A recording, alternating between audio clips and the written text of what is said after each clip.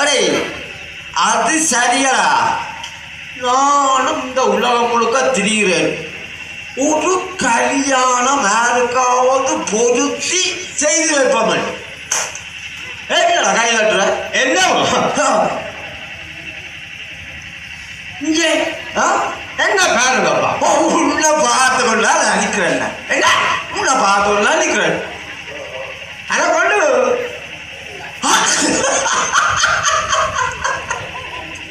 உனக்கும் கல்யாணம் பொறுத்துறதோ நான். அடே அதை விடு, உள்ள பிரச்சனையே புறாவை பார்ப்பான். இப்ப போய் எப்படியாவது குடிப்பொண்டு கிடக்கிறாருங்க.